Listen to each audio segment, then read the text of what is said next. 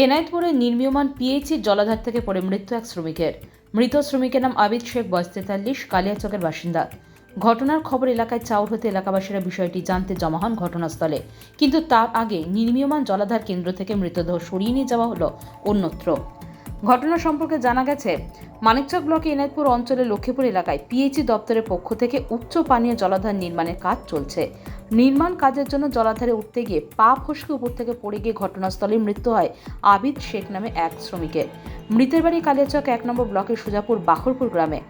এই বিষয়ে ঘটনাস্থলে থাকা শ্রমিক আব্দুল রউফ বলেন, নির্মাণ সামগ্রী নিচ থেকে উপরে নিয়ে যাওয়ার সময় কিছু পড়ার শব্দ পাই। আমরাও উপরে ছিলাম, নিচে নেমে দেখি আবিদ শেখের মৃত্যু হয়েছে। তারপরে দেখি কোম্পানির লোক মৃতদেহ নিয়ে কোথাও বেরিয়ে গেলেন, কোথায় গেল জানি না। উপরে উঠেছিল, উঠে পিছলিয়ে পড়ে গেল। আমরা ভিতরে আছিলাম, ভিতরে নিয়ে এবার দেখছি, এবার সবাই বলছে কি পড়ে গেল। আচ্ছা, কি পড়লো না পড়লো, এবার বলছে যে মানুষ পড়ে গেল। আচ্ছা, বলছি 7 তলা। 7 তলা। কত উপর থেকে পড়েছে? কত আমি দেখিনি, কত উপরে উঠছিল, কোথায় পড়েছে আমি দেখিনি। আমি ভিতরে ছিলাম, আমরা সব সবার উপরে। আচ্ছা, তারপরে কি হলো? পড়ে পড়ে নিয়ে গেল, গাড়ি এসে নিয়ে চলে গেল কোম্পানি। আচ্ছা, স্পট ডেথ হয়েছে? আচ্ছা, কি নাম? আবে আবেদ শেখ।